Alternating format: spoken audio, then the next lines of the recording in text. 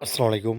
চতুর্থ শ্রেণীর প্রিয় শিক্ষার্থীরা, তোমাদের বিজ্ঞান বইয়ের আজকে ২২ নাম্বার পৃষ্ঠার যে ছকটা দেওয়া আছে এটা পূরণ করব।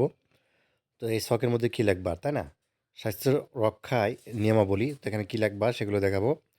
এখানে শুরুতে দেখো, এখানে আমাদেরকে যেটি বলছে যে স্বাস্থ্য রক্ষার জন্য কী, কী নিয়ম মেনে চলা দরকার। এখানে বেশ কিছু খাবার-দাবার রয়েছে, দেখতে পাচ্ছ ভেজিটেবলস রয়েছে, শাকসবজি, তাই না? এবং ফ্রুট রয়েছে এবং যে আমিষ খাদ্যগুলো রয়েছে, ঠিক আছে? এবং এখানে জগিং করতেছে ২ জন, আরেকজন হচ্ছে ব্রাশ করতেছে, হাত ধুইতেছে। তো এগুলো হচ্ছে চিত্র, এগুলা দেখে দেন হচ্ছে আমাদের নিচের ছকটা পূরণ করতে হবে। তো এখানে আমাদেরকে যেটি বলছে, উপরের সব ছবিগুলো দেখে ও সহপাঠীদের সাথে আলোচনা করে নিচের ছকটি পূরণ করি।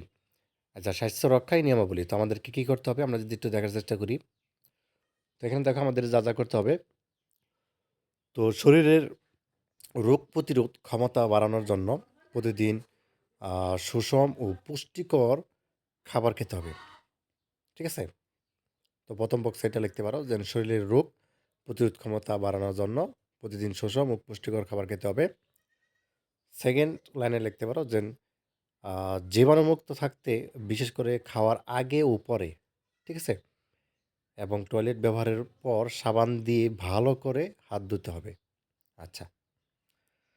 আচ্ছা, তারপরে যেটি লিখতে পারো সেটা হচ্ছে যে শরীরকে কর্মক্ষম ও সবল রাখার জন্য প্রতিদিন নিয়মিত খেলাধুলা বা শারীরিক পরিশ্রম করতে হবে। ঠিক আছে? আচ্ছা, তারপরটা দিতে পারো যে দাঁত ও মুখ পরিষ্কার রাখতে প্রতিদিন সকালে এবং রাতে খাওয়ার পর এবং নিয়ম করে দাঁত ব্রাশ করতে হবে। ঠিক আছে? বিশেষ করে খাবার পরে।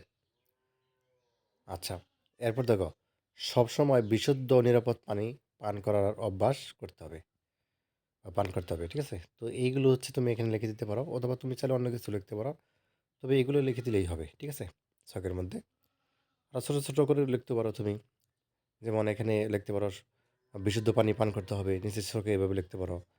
অথবা তুমি যদি চাও যে ১ম টা যেটি লিখছি, শরীরের রোগ প্রতিরোধ ক্ষমতা বাড়ানোর জন্য সুষম আ খাবার খেতে হবে। ছোট করে নিতে পারো। ঠিক আছে? আর জীবাণু থাকতে আ খাওয়ার আগে ও পরে অর্থাৎ জীবাণুমুক্ত টয়লেট ব্যবহারের আগে পরে তুমি হচ্ছে কি সাবান দিয়ে ভালোভাবে হাত ধুতে পারো, এরকম। ঠিক আছে? তো যাক, এই ছিল তোমাদের ২২ নাম্বার পৃষ্ঠার ছক। ধন্যবাদ সবাইকে ভিডিও দেখার জন্য। আল্লাহ হাফেজ।